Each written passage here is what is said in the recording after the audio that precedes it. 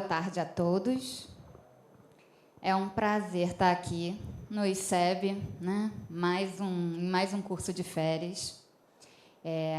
Eu fico muito feliz com o carinho que todos vocês me recebem, né?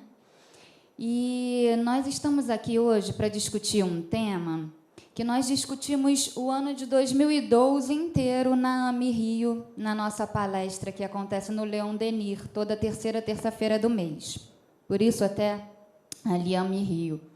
A AME Rio é a Associação Médico Espírita do Rio de Janeiro, né? Que aqui no Rio de Janeiro ela convoca todos os profissionais de saúde, né? De uma forma geral, não só exclusivamente médicos, e a gente, enquanto psicóloga, faz parte, né?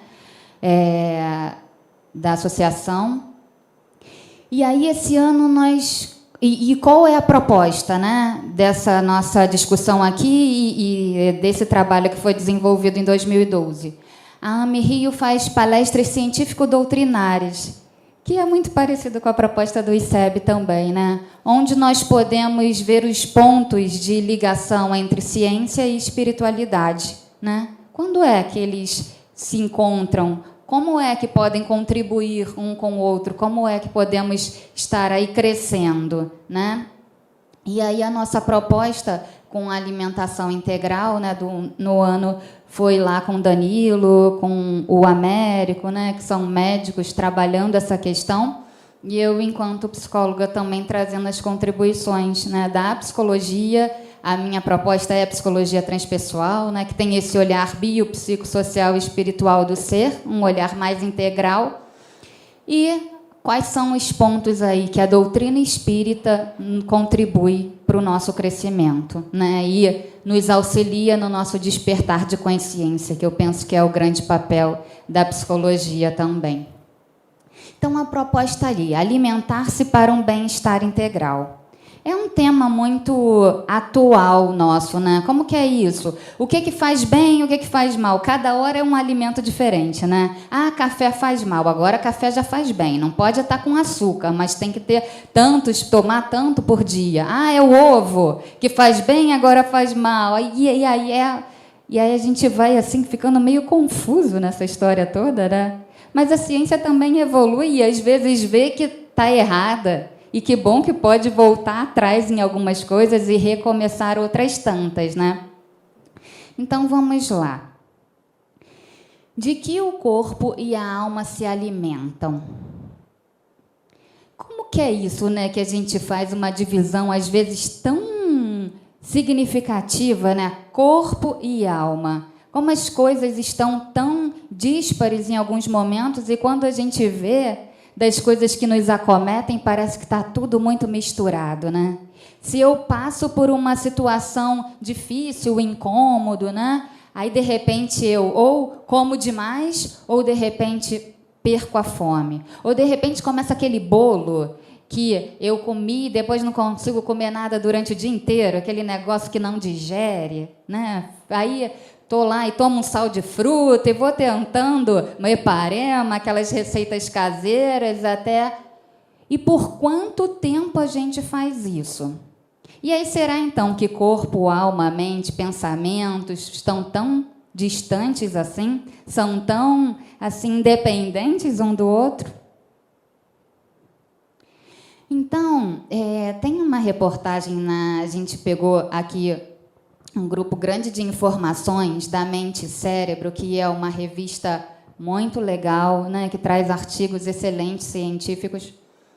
E essa é a Mente e Cérebro 29, que falava sobre a questão da alimentação, sobre essa união corpo-mente, como que essas coisas todas vão repercutindo em nós. E aí a gente trouxe para vocês as contribuições, que dizem assim... Quando estamos com fome, dificilmente desejamos devorar um prato de salada, não é? Aquela fome aperta e a gente vai procurar logo o drive-thru, tem que ser aquela coisa emergencial, mas não é uma coisa leve, né? A gente precisa sentir aquela substância, né? Aquele negócio que pesa, que vai preencher, né? Então, em geral, nos ocorre alimentos bem mais calóricos e saborosos. Isso acontece porque o valor energético ativa o sistema cerebral da recompensa tanto quanto o paladar. Então assim, não é à toa que a gente busca esses alimentos. Nós estamos precisando se sentir saciados e desse prazer que tanto os alimentos calóricos e saborosos vão nos proporcionar. Há muito tempo se considera que, em grande parte, 2 mecanismos neurobiológicos dominam a ingestão de comida. Um que controla a necessidade de comer e outro que rege o desejo por determinados alimentos, né? Então, são sistemas diferentes, né? Um lá, o que a gente come, eu estou satisfeito ou não estou, isso a gente vai ver um pouco mais para frente. Eu queria comer isso especificamente. Lembra aquela receita da vovó, aquele bolo de fubá, aquele cheiro e aquelas coisas todas mais? Não necessariamente pelo valor nutritivo que aquilo lá tem. Então, é disso que nós estamos falando. No cérebro, o hipotálamo regula o controle homeostático da dieta, recebendo, coordenando e reagindo aos indícios e sinais metabólicos enviados pelo sistema digestivo. Essa área cerebral integra as informações e nos diz quando precisamos comer para manter o peso corporal em um nível pré-estabelecido, como se fosse um termostato, programado para avisar quando o ambiente atingisse uma temperatura específica. Então, o que eles estão falando aqui é que o hipotálamo é lá aquela região que nos diz, olha, está na hora de comer, vai lá. Né? Se passar muito tempo, você vai ficar fraco, seu corpo está precisando de algumas substâncias, vai lá e faz o que você precisa fazer. Tá? É como se a gente tivesse mesmo, né? Não tem no ar-condicionado lá o termostato? Chegou uma tal temperatura, ele desliga, se mantém, caiu a temperatura, liga de novo para manter. Essa homeostase, esse equilíbrio necessário. Ok? No entanto, é evidente que os centros neurais superiores, que controlam o apetite, também têm uma influência sobre os nossos hábitos alimentares. Um desses centros é o sistema de gratificação e recompensa da dopamina. Aí as coisas começam, né, por outros caminhos. Isso aqui a gente poderia especificar da seguinte forma: jantamos ou almoçamos, estamos satisfeitos, né? Comemos o que era necessário. Aí, de repente, mais um sorvetinho, um docinho, aquele pedaço de pudim, né? É necessidade mais? O corpo precisa daquilo para se organizar, para manter a sua homeostase? Não. Mas aquele sabor, aquele valor calórico vai trazer para mim um prazer que talvez eu esteja necessitando agora, ou eu aprendi que preciso dele. Então, assim, aí que às vezes nos pegam de jeito. De forma geral, nossa incapacidade de renunciar a esses alimentos que tanto nos recompensam derrota o controle homeostático, contribuindo para o surgimento da obesidade. O que é isso, né?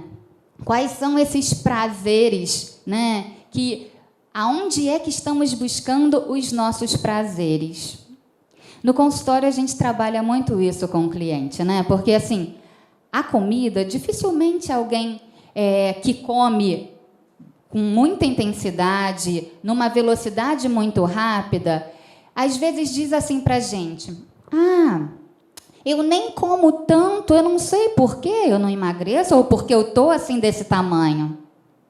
E a pessoa não está querendo mentir para si mesmo, ela não toma consciência do que está comendo. Porque ela come numa velocidade tão rápida que ela nem se dá conta, como se não registrasse aquilo tudo que comeu, né? E aí eu sempre digo que existe algo em nós que é fenomenal, que é incrível, que pode nos auxiliar e que está disponível a cada instante conosco. Vocês desconfiam que é? Alguém arrisca?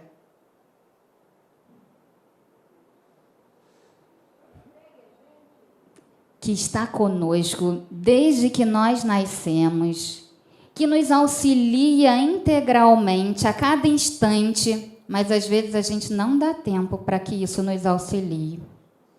Está quando a gente dorme conosco, quando a gente acorda, ao tomar banho, ao trabalhar. Essa coisa incrível é a respiração. Simples, né? Tão simples que a gente nem se dá conta. As pessoas, quando comem vorazmente, não respiram. Quer dizer, respiram, mas rápido demais. A respiração é algo tão fenomenal que ela pode nos auxiliar a nos dar conta de nós mesmos. Quando a gente respira, atento à respiração, a gente se dá conta de quem nós somos, do que está dentro e do que está fora. Né? Esse barulho do ventilador me lembra que ele está fora de mim. A minha respiração me leva para dentro. Me ajuda a dar conta do que eu tenho aqui, que eu sou eu e do que não é eu. Isso é fenomenal, é tão incrível. Meus clientes às vezes se cansam de tanto eu falar da respiração, mas eles experimentam e veem como é.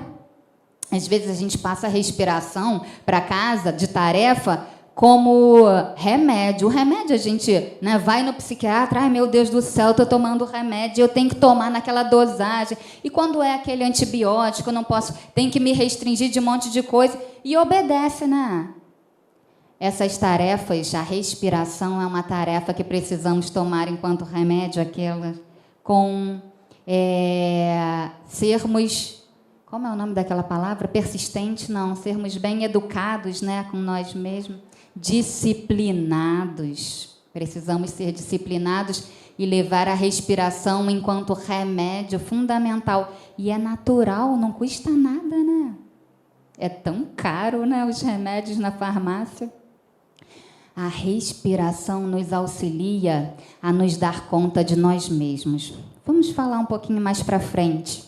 Dar conta até de que prazer é esse que a gente está buscando tanto nesses alimentos. Podemos ter prazer em se alimentar? Claro que podemos. Agora, quando exageramos, é que aí tudo complica. Há muito se sabe que comer não é apenas um modo de se manter vivo e aplacar a fome, mas também um meio de comunicação e forma de obter prazer. É curioso, assim, né, e até na nossa cultura, de como que os hábitos vão se modificando. Né?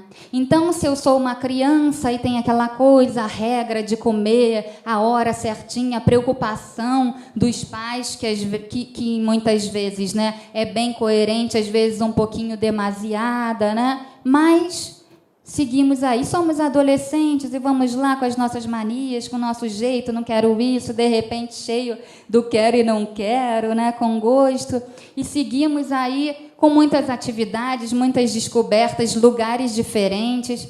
Aí segue, então, vai chegando numa idade, se casa, não é muito comum, aí muda as atividades. Como é que as pessoas saem para jantar muito, saem para comer? A comida ali vira, né, o evento maior e mais constante, não é curioso isso? E depois segue de novo e os hábitos continuam se modificando. E aí a mente-cérebro vem falar para a gente, né, que não é apenas um modo de se manter vivo. Tem um bocado de coisa aí. Tem a comunicação, forma de obter prazer. Já nas primeiras horas de vida, o mundo entra pela boca. Junto com o leite, o bebê recebe o calor, o toque, o cheiro de quem o alimenta. Não é assim? Reconhece o cheiro da mãe de longe, né? O pai está ali sempre pertinho, mas às vezes é só a mãe que dá conta do recado, né? Aquele cheirinho de leite que ninguém mais tem, mas também tem o perfume, tem a textura da pele, tem a forma do afago, né? Sente ainda que, de forma sutil, a presença ou a falta do afeto, e depois das primeiras mamadas, a fome jamais será apenas de alimento. Vocês já tinham pensado nisso? Como que o alimento é muito mais significativo para a gente do que simplesmente nutrir-se, né? Há consenso de que a relação com a comida não pode ser considerada mera causa de problemas de saúde, mas um sintoma capaz de revelar formas de interação da pessoa consigo e com o mundo.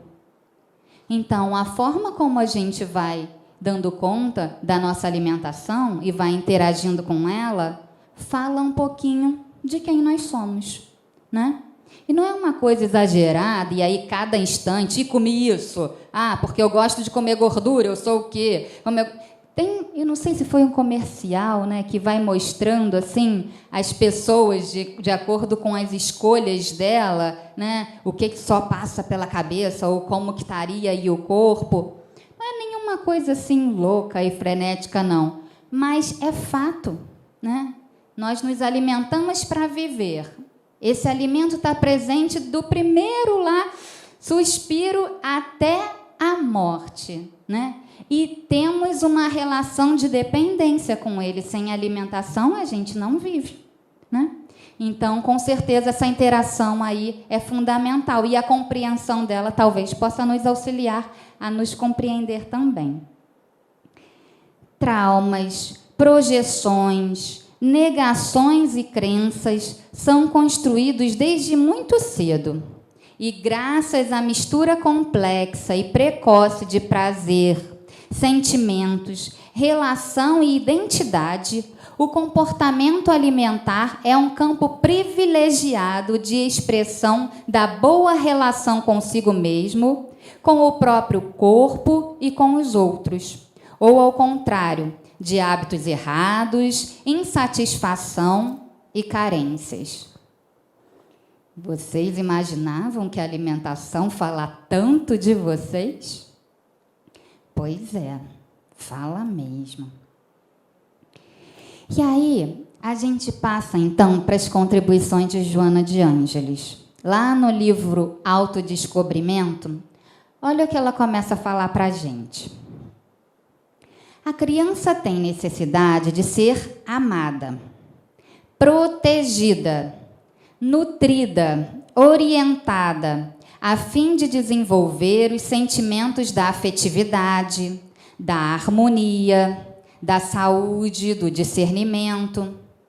Esquecida momentaneamente desses valores que o véu da carne abafa, deve receber de fora, dos pais, da família, da sociedade, os estímulos que lhe propiciem o despertamento desses tesouros para os multiplicar vários dos investimentos da evolução. Então, assim, a gente sabe que aquela criança não é uma tábula rasa, né, que veio para cá para ser preenchida. Sabemos que ela tem uma história aí, né? E que precisa ser auxiliada no despertamento das suas potencialidades. E todos que o cercam, o mundo de uma forma geral, vai aí estimulando essas coisas a acontecerem. Algumas que já estão bem prontinhas nelas, né? Tem muitos espíritos que chegam aqui já com um bocado de sabedoria, com um bocado de crescimento, né? Mas alguns outros ainda estão construindo no início dessa construção e precisam ali todos serem alimentados no acreditar das suas potencialidades. E então, esse contato com essa mãe é fundamental, né? Esse contato com esses pais.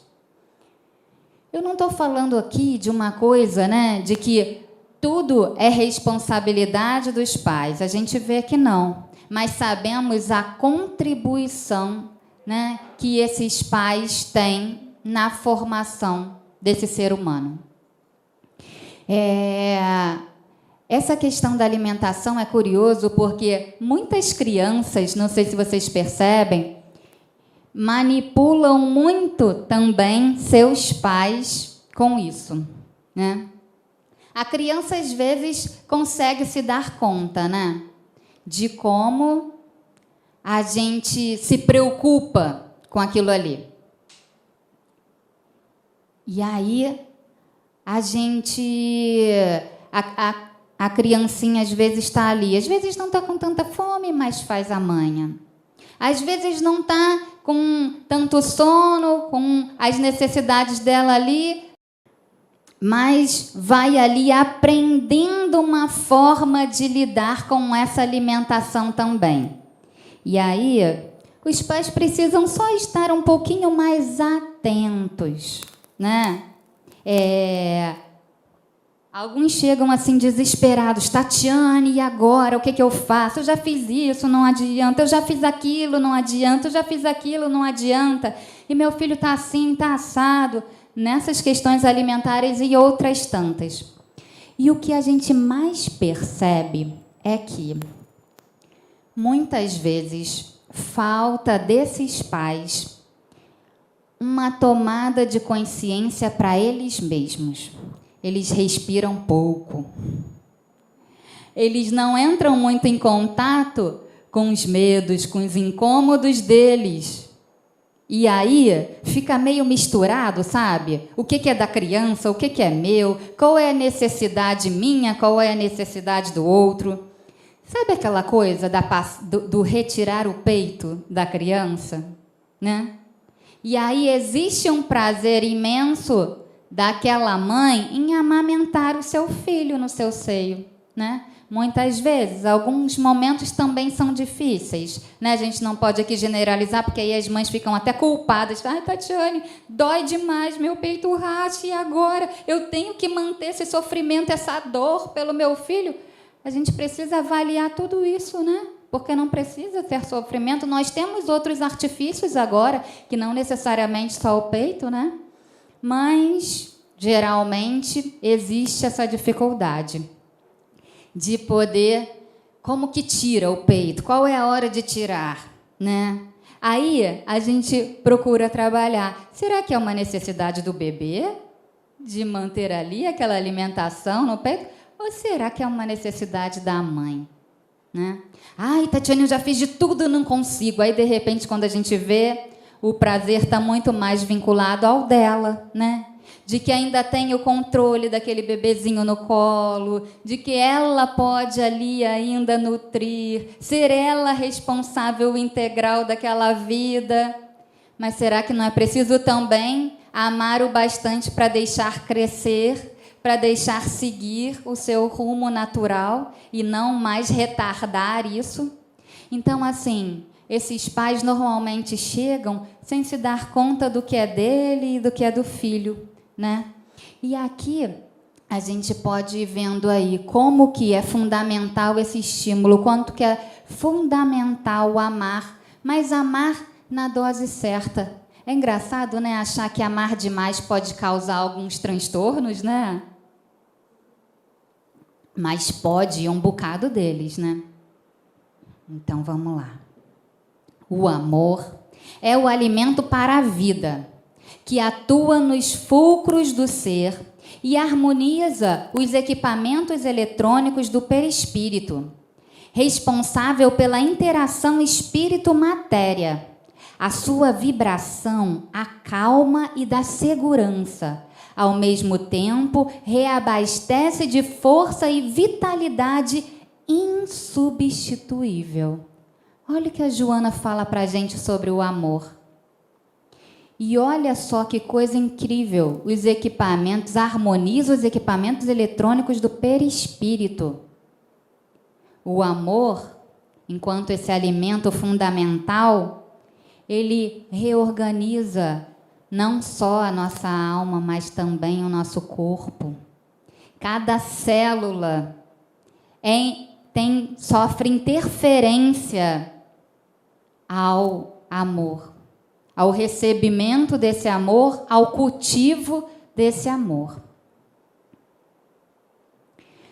Quando o indivíduo se identifica demasiado, hoje ou no passado, desamado, quando o indivíduo se identifica desamado, hoje ou no passado, faz inconscientemente um quadro regressivo e descobre que não foi necessariamente nutrido. Olha o que a Joana traz para a gente. Alimentado pelo amor. A nutrição desse amor que ela está falando, a falta dessa nutrição, falta de amor. Passando a experimentar um sentimento de reação através da anorexia nervosa ou inapetência, que pode tornar-se um perigo para a sua saúde. O seu curso pode ser acidental, passageiro ou de largo tempo, gerando graves danos orgânicos. Então, a Joana está falando para a gente que esse indivíduo que não foi nutrido, e aí quando ela fala nessa existência ou numa anterior, aí a gente traz, né, quando aqui agora, mas como que é essa existência anterior? Mas se ele está sendo nutrido agora, por que essa falta de nutrição de amor numa outra existência pode interferir no aqui e agora? E aí assim, em algum momento aqui houve algo que despertou aquela lembrança, aquele trauma, aquilo que foi extremamente significativo para ele num outro tempo, né? Por exemplo, um grande susto, né? Ficou sozinho e agora passou algum tempo da vida naquilo, passou por alguma experiência que o despertou aquela memória. E aí pode aí o desencadeamento, né? E aí um trabalho de regressão às vezes auxilia nesse sentido, a poder fazer esse link, né, que o ser fez, né? Aconteceu, ele vinha aqui vivendo a experiência dele. Aí de repente passou por um grande susto, um momento onde fez ele linkar aquele passado, aquele presente. E às vezes inconscientemente ele mantém esse elo por toda a vida. Ou até não suportar mais e buscar ajuda para fazer o quê? Isso. Deixar no passado o que é do passado e seguir se modificando, se transformando, né? Porque num outro tempo, numa outra época, talvez essa forma de existir faria sentido, mas agora, onde tem pais ali que estão dispostos a nutrir, e talvez agora que ele possa aprender que ele mesmo possa se dar esse amor incondicional que não está do lado de fora, que só nós podemos dar a nós mesmos, ele consiga se desligar e seguir o rumo dele. Isso é uma das hipóteses, né? Então, a Joana está falando, de novo, da necessidade do amor para o ser, né? Para evoluir, para crescer, mas como que a falta desse amor pode ocasionar esses transtornos alimentares? A anorexia é um deles. O que é a anorexia? É deixar de comer. Não se come mais. Eu não tenho? Um dos pensamentos, né, de um anorexia. Também não quero mais. Ou outros tantos aí, né? E aí ele se priva dessa nutrição, né? De outra forma, pode apresentar reação totalmente contrária e faz uma patologia da voracidade alimentar, a bulimia, em que a insatisfação leva a comer até a exaustão, propiciando perturbações digestivas e nervosas muito complexas. Por que será isso, Tatiane? Lembra de novo que nós vimos lá atrás o quanto que a alimentação está tão vinculada a tantas coisas, às nossas emoções, aos nossos comportamentos? Então, aqui, A bulimia é uma forma diferente de expressar isso, né? E o que é a bulimia? A pessoa come, come, come e muitas vezes depois estimula para que aquela comida saia de alguma forma. Ou por conta que ficou muito culpado e aí precisa se libertar daquilo, ou não, ou come, come, come e continua lá até quase que explodir, né? Sem se dar conta do que está acontecendo, sem se dar conta de como as emoções estão ali todas vinculadas àquela comida, né? A necessidade de prazer desenfreado. E aí a Joana continua. A necessidade de cada um digerir os próprios problemas é indiscutível e inadiável, devendo fazer parte da agenda diária de todo aquele que desperta para a consciência de si, não se permitindo agasalhar conflitos, mesmo que sob hábeis camuflagens do inconsciente. Qual é o nosso compromisso? Em nos tornar seres cada dia mais conscientes. No nosso despertar de consciência. Será que dá para colocar na mão do outro esse compromisso? Será que alguém pode fazer por nós? Mas, Tatiane, emoção também é um alimento que a gente pode digerir? Mas é curioso que quando eu estou incomodada é aquele bolo no estômago que fica, não é? E aí, de novo, a gente lembra daquela maravilha que está conosco a cada instante.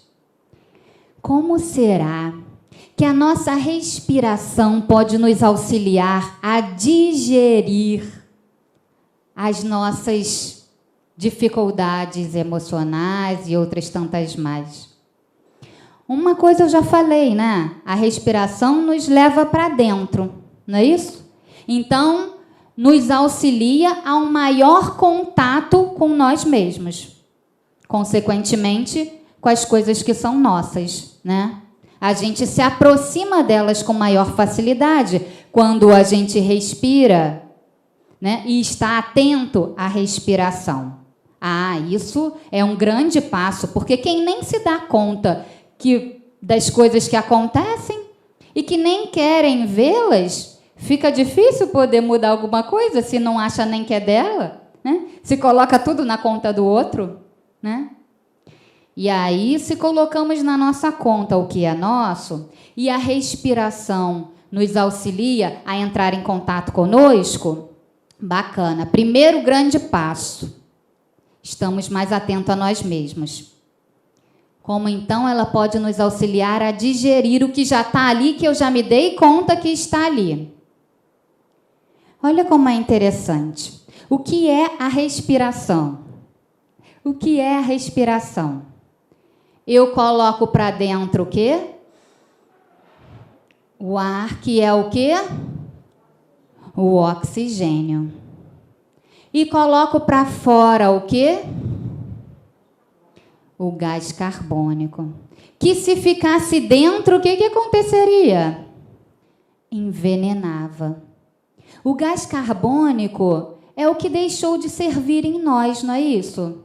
E é o produto também dessa digestão. Podemos falar que a respiração é um pouco de digestão?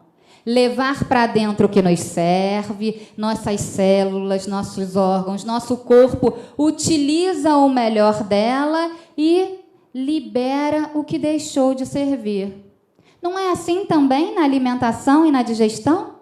Nos alimentamos, o nosso corpo se nutre, aproveita do que pode, de tudo aquilo, e procura colocar para fora, através dos nossos excrementos, né, o que já deixou de servir em nós e que, se ficasse dentro, nos envenenaria.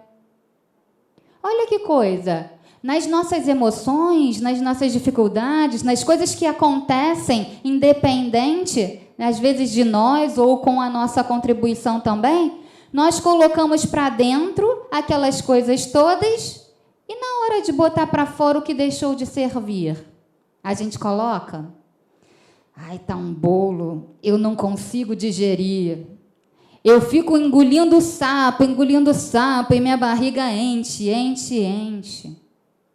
Será que tem alguma coisa de nutritivo, de sábio, nisso que eu botei para dentro, mesmo no que diz respeito às nossas emoções e os comportamentos que acontecem? Ah, será que nós podemos crescer com aquelas dificuldades e ficar só com o que nos serve e deixar sair o que não é tão proveitoso para a gente? E a respiração pode nos auxiliar a digerir dessa forma. Quando a gente respira, a gente se dá conta das coisas e a gente pode respirar aquilo, né? Aquilo que nos incomodou. E pode ver daquilo que nos incomodou o que nos faz crescer. O que é proveitoso para nós. Por exemplo, se a gente se dá conta de uma inveja e aquilo está remoendo em nós, mas que fulaninho, olha só, olha o que ele conseguiu, olha lá, caramba, ele tem aquilo tudo e eu não tenho aquilo que eu tanto desejo. Quando isso fica numa quantidade muito grande em nós, pode nos atrapalhar um bocado, não é? Pode nos envenenar, nos intoxicar. Incomoda bastante. Mas se eu respiro e posso ficar só com um pouco de inveja, que seja o bastante para dizer, caramba, olha fulaninho o que tem. Eu quero aquele negócio para mim também. Pera lá, como é que eu faço para conseguir? Epa, eu vou fazer alguma coisa com isso. E de repente me movimento para poder fazer e conquistar aquilo lá que eu desejo. Essa inveja talvez se transforme num outro nome, né? Mas eu fiquei com a quantidade de inveja, ou de outro nome que a gente queira dar, o bastante para me movimentar, para me fazer bem, porque sou eu responsável pelo meu bem-estar. Não posso entregar na mão de ninguém isso. E posso deixar sair aquela quantidade de inveja que, se ficasse comigo, me atrapalharia. E a respiração faz isso, deixa entrar o que me serve, me dar conta daquilo que está acontecendo e deixar sair o que, se ficasse dentro, me atrapalharia um pouco mais. Ficou claro como é que a respiração pode ajudar a gente a digerir? No autoconhecimento e em deixar só a quantidade boa em nós? Ok. Mediante uma autoanálise honesta, na qual se dispensem o elogio, a condenação e a justificação, o indivíduo deve permitir-se a identificação do erro, do problema, e sem consciência de culpa, digerir o acontecimento, buscando os meios para a reparação e a libertação do sentimento perturbador. Olha que coisa.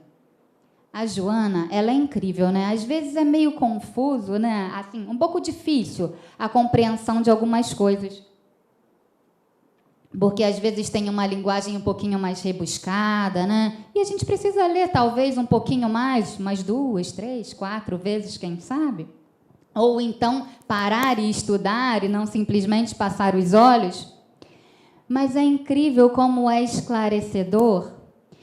E ela fala ali, e ela coloca, se justifica, mas sempre dá uma receitinha para a gente de como fazer. Porque tem pessoas que dizem o que é, mas tá bom, eu já sei, eu faço o que com isso? A Joana não. Ela está sempre dando dica de como a gente pode fazer. Mediante autoanálise honesta. E aí eu paro aqui e penso, né? Uma vez eu ouvi a presidente lá da nossa casa espírita, né, falando algo que eu não costumo muito ouvir nas casas espíritas. A gente ouve sempre muito que fora da caridade não há salvação, não é isso? A necessidade da gente exercitar a caridade, de cuidar disso, do outro, de olhar para o outro como um irmão nosso. Mas ela falou assim para a gente: é preciso ser caridosos com nós mesmos. A gente aprende muito a ser caridoso com o outro, né? Mas na hora de ser benevolente conosco, a gente costuma ser carrasco, né? O negócio é que quando a gente é meio assim, bem rígido, carrasco conosco, a gente tem uma tendência a ser com o outro também, né? Mas a gente aprende que precisa ser caridoso, que precisa trabalhar a humildade com o outro, mas esquece que isso precisa ser feito conosco mesmo, né? Amar ao próximo como a si mesmo. Tá sempre esteve lá, né? Mas a gente às vezes esquece essa parte do cuidado conosco, né? Então, é isso que a Joana está falando. Uma autoanálise honesta. Não precisa colocar coisas demais, né? Nem colocar uma potência extrema naquilo ali, na qual se dissipem o elogio, a condenação e a justificação. O indivíduo deve permitir-se identificação do erro, do problema, e sem consciência de culpa, digerir o acontecimento, buscando os meios para a reparação e a libertação dos sentimentos perturbadores. É curioso porque a culpa é algo bom também de se digerir. O que é a culpa? Um outro dia li um artigo bacana sobre a culpa, falando que é essa dificuldade, né, de nos olharmos enquanto seres imperfeitos. E aí, quando erramos, nos damos conta de que somos imperfeitos e não perfeitos quanto pensávamos, ou não somos ideais quanto tantas pessoas acreditam que nós somos ou investem para que possamos ser. Aí erramos, caraca, fica na cara aquela coisa estampada. Olha aqui, você errou. Isso quer dizer que você é imperfeito? Não és perfeito ainda. E aí a gente fica lá se remoendo. Ai, por que eu fiz aquilo? Como eu fui capaz? E como que é isso? E fica a culpa ali presente o tempo todo. Se a culpa nos serve para a gente se dar conta de que, epa, errei, não fiz, não foi legal, eu preciso fazer diferente, aí ela, naquele exercício de respiração, digerimos de uma forma legal. Ficamos com a quantidade boa dentro de nós, para que possa nos auxiliar no despertar. Agora, ai, mas por que eu fiz isso? Como eu fui capaz? Caramba, eu pensei que eu já não fazia mais isso. E agora, e agora, e agora? E fico isolado num quarto escuro, sem querer sair, sem querer me reconhecer enquanto ser imperfeito. A culpa atrapalha, e é dessa culpa que ela está falando. Sem culpa, para que é culpa? E quando a gente também se reconhece ser imperfeito, capaz de errar e acertar também, eu fico pensando assim, né, que eu gosto das imagens, parece que a gente está com um passaporte, e aí um passaporte carimbado de imperfeito. Isso nos auxilia a seguir. Epa, não sou perfeito, olha só, estou na estrada, estou caminhando, quero acertar mais, mas vou errar ainda. Deixa a gente um pouco mais leve, né? Não tão rígido com nós mesmos, né? Talvez isso facilite um pouquinho o viver. E isso não quer dizer ser demasiado displicente ou, né, inconsequente. Não é disso que nós estamos falando. Estamos falando de um ser consciente, mas ainda imperfeito. E que ainda vamos errar um bocado. E também acertar muito mais, né? Não são poucos os males orgânicos que defluem das emoções e sentimentos na área da afetividade do comportamento, que podem ser evitados e solucionados graças a uma atitude de boa vontade para consigo mesmo e para com os outros, permitindo-lhes o direito de ser como são e não conforme gostaríamos que fosse. Olha de novo a Joana, o que ela fala para a gente? Que coisa, né? Boa vontade para consigo mesmo e para com os outros. Olha aí a caridade de mão dupla e não de mão única. Permitindo-lhes o direito de ser como são e não conforme gostaríamos que fosse. Costumamos, né, com muita frequência olhar o outro e só enxergar o que nós desejamos nele, não necessariamente o que eles são ou o que eles podem me dar. Normalmente enxergamos o que queremos receber do outro. É difícil, às vezes, reconhecer que alguém que é tão próximo e que desejávamos tanto, às vezes até nossos pais, né, podem nos dar tão pouco em alguns momentos. É difícil isso, né? Até reconhecer em nós mesmos como que às vezes gostaríamos de dar tanto mais, mas só podemos dar aquilo naquele momento. É difícil, mas traz um alívio sem fim. O reconhecer quem nós somos, como nós somos e o que podemos fazer para conquistar o que desejamos. Agora, aquela história antiga, né, de que ninguém muda ninguém, né? Isso é um clichê, não é? Mas é um poder reconhecer que o outro é o outro e que ele só vai fazer o que tiver dentro das possibilidades dele. Às vezes a gente diz, não, é preguiça, olha só. Poxa vida, não faz nenhum esforço. E a gente fica cobrando. E não reconhece que o outro faz o que pode fazer. Isso não quer dizer que a gente não possa dar uma injeção de ânimo de vez em quando, fazer o que é possível também para nós. Agora, ultrapassar os nossos limites para tentar injetar no outro coisa que talvez ele não possa receber, faz um sofrimento geral. Sofre você, sofre o outro, né? Porque não há um respeito em aceitar o outro como ele é. E aí, Leon Denis dá uma outra contribuição para a gente lá no problema do ser, do destino e da dor, assim. Não há progresso possível sem observação atenta de nós mesmos. Como que é fundamental? Olha de novo a respiração. Para estarmos atentos a nós mesmos, a nossa respiração nos auxilia nisso? Auxilia um bocado. Joana continua. A vida orgânica é resultado da harmonia vibratória do ser, que equilibra as células nos campos onde se aglutinam, dando forma aos órgãos e estas ao corpo físico, com as suas complexidades através das quais se exterioriza o perispírito.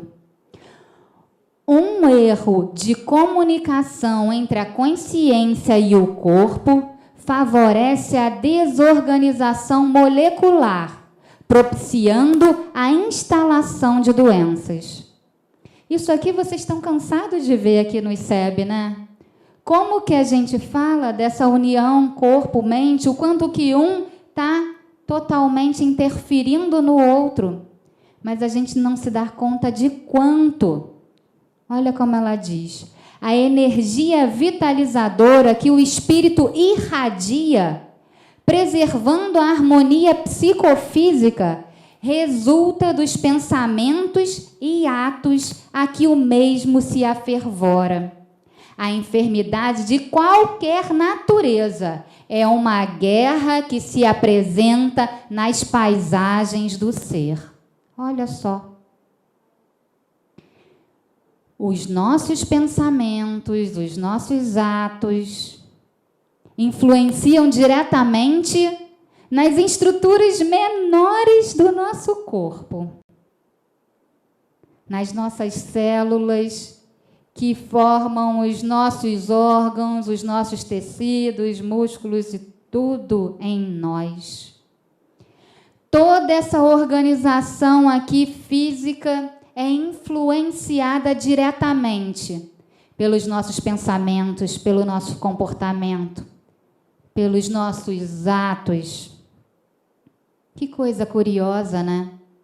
Como que podemos trazer mais saúde a nós mesmos? E a gente fica sempre desejando o outro, né? Fez aniversário, muita saúde, muito amor, muita paz.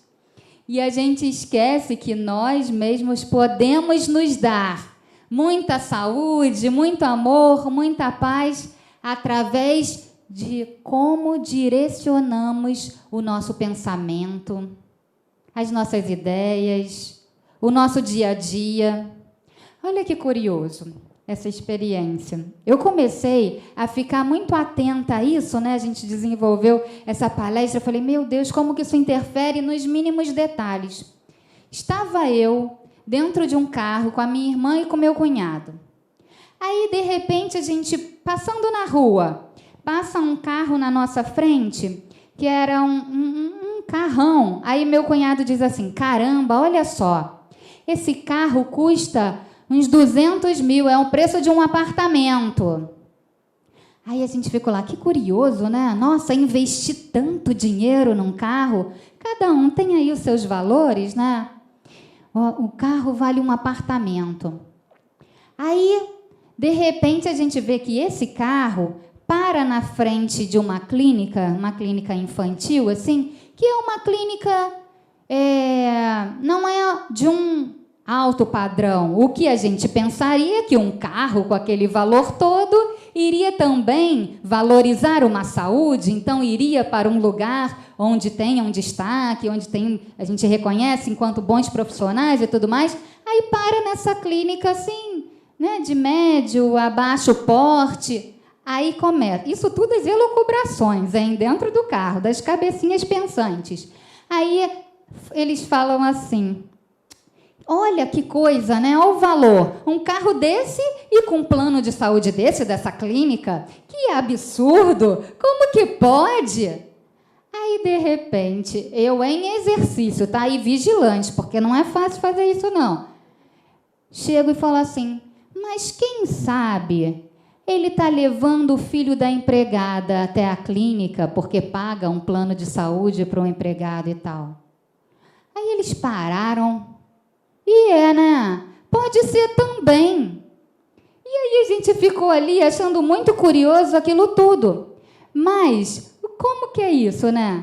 Duas percepções, falamos de duas situações diferentes, sendo uma olhando para poder ali, que absurdo, que coisa, não desvalorizar, e numa outra dizendo, poxa, aquele pessoal pode ser bacana, né? Faz até mais do que imaginam que podem fazer.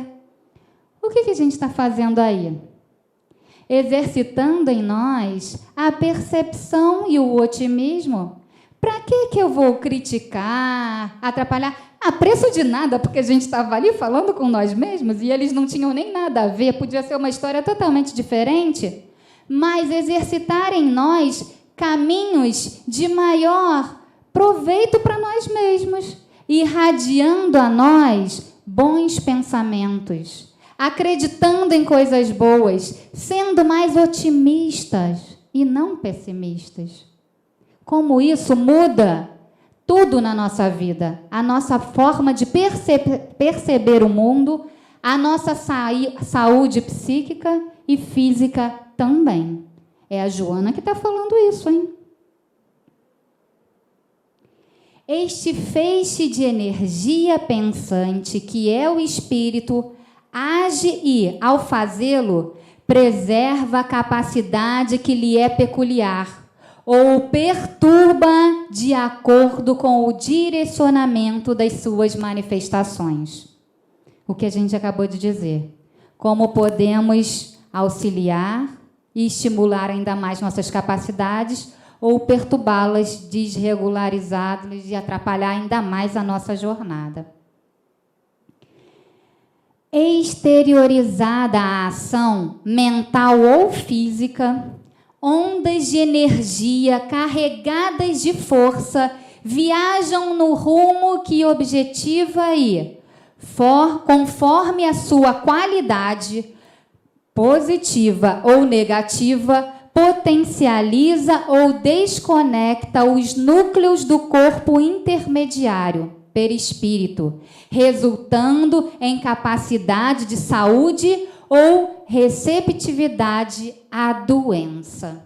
Olha aí, como que nós somos responsáveis por nós mesmos, né? Para o tentame do reequilíbrio e bem-estar, a interiorização do ser e o pensamento carregado de amor constituem os valores que reparam as engrenagens supersensíveis do modelo organizador biológico, restabelecendo-lhe a harmonia e, no caso psíquico, refazendo os campos nos quais se movimentam os neuropeptídeos e outras células nervosas. Ela está falando que mesmo tudo desorganizado, a partir de hoje eu quero mudar, eu quero reorganizar. É possível? É possível. Pode ser que algumas coisas estão tão prejudicadas que talvez fiquem ali algumas sequelas, mas tem tantas outras que podem se reordenar. O nosso corpo é tão sábio, né? É tão capaz de se refazer, se reconstituir, se reequilibrar. Nunca será demasiado propor-se elevação moral e renovação espiritual do ser humano. Autor do próprio destino, considerando-se que, de acordo com aquilo que aspire e faça, proporcionará a si mesmo, hoje ou mais tarde, o resultado da sua escolha. Parece pesado isso, né? Caramba, tá tudo nas minhas mãos. É danado, né? Olhar para trás e ver assim, uau, isso foi construção minha, né? Não temos dúvida que estamos amparados, acolhidos, e se confiarmos, tudo vai ser como tem que ser. Mas são os nossos pensamentos, como direcionamos a nossa vida, a nossa vontade, vai fazendo as coisas acontecerem. E aí, de novo, ela dá a receita.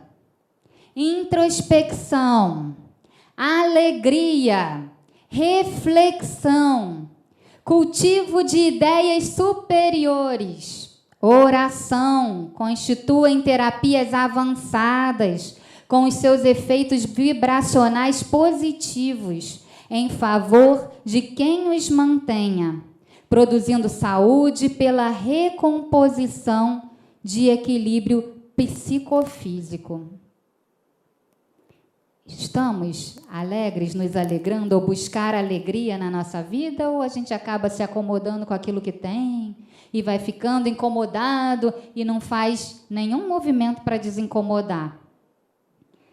Podemos refletir, podemos cultivar ideias superiores. Eu acho que isso não é muito para o pessoal que está aqui, não, né? O pessoal está aqui, pelo menos, né, sempre aqui investindo, não é? Podendo, não, eu quero lá ouvir o que é que essa pessoa tem a me dizer, vamos lá exercitar aqui em mim essas coisas. Se ainda não estou fazendo, pelo menos estou mantendo aqui, aumentando a minha capacidade intelectual. É claro que um momento é preciso pôr em prática tudo isso, né? Mas o estar aqui já demonstra um pouco disso. E aí estamos, então, na nossa caminhada, às vezes parecendo meio solitária, né? Mas às vezes é olhar para o lado e ver que a gente tem boas companhias, mas não dá para contar apenas com essas companhias, né? É preciso poder estar bem conosco para seguir, seja ela qual for essa caminhada. E aí fico pensando como é que podemos nos nutrir cada vez mais e melhor para se manter firme nessa caminhada e poder ir crescendo. E aí, numa outra palestra que a gente continua essa discussão, a gente fala de nutrir-se com Jesus. como esse mestre querido tem aí um poço que não cessa, né? Inesgotável, de capacidade para nos sustentar, para alimentar a nossa confiança, a nossa certeza, a nossa fé de que podemos seguir adiante, né? Parece que é uma boa companhia, né? Essa é um bom poço para a gente se saciar. A gente está no finalzinho, mas eu trouxe uma coisa aqui sobre a vontade. Será que eu posso ler ainda? Dá tempo? Esse livro aqui do Leon Denis, vocês devem conhecer, né? Era O Problema do Ser, do Destino e da Dor. E aí, Leon Denis é, assim, delicioso ler, né? Um filósofo incrível e que abraça aí a doutrina espírita como sua verdade, como a necessidade de pensar e refletir sobre ela. E tem um pedacinho aqui, que é lá no final, mas na parte As Potências da Alma, ele fala sobre a vontade. Como será que essa vontade, o que é a vontade e como será que ela pode nos auxiliar?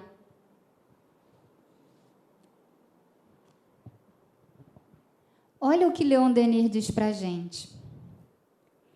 Querer é poder. O poder da vontade é ilimitado. O homem, consciente de si mesmo, de seus recursos latentes, sente crescente suas forças na razão dos esforços. Sabe que tudo o que de bem e bom desejar há de, mais cedo ou mais tarde, realizar-se inevitavelmente, ou na atualidade, ou na série das suas existências, quando seu pensamento se puser de acordo com a lei divina. E é nisso que se verifica a palavra celeste: a fé transporta montanhas. Não é consolador e belo poder dizer: sou uma inteligência e uma vontade livres. A mim mesmo me faz inconscientemente através das idades. Edifiquei lentamente minha individualidade e liberdade, e agora conheço a grandeza e a força que há em mim. Amparar-me-ei nelas. Não deixarei que uma simples dúvida as empane por um instante sequer, e fazendo uso delas com o auxílio de Deus e de meus irmãos do espaço, elevar-me-ei acima de todas as dificuldades. Vencerei o mal em mim, desapegar-me-ei de tudo o que me acorrenta às coisas grosseiras para levantar o voo para os mundos felizes. Vejo claramente o caminho que se desenrola e que tenho de percorrer. Este caminho atravessa a extensão ilimitada e não tem fim.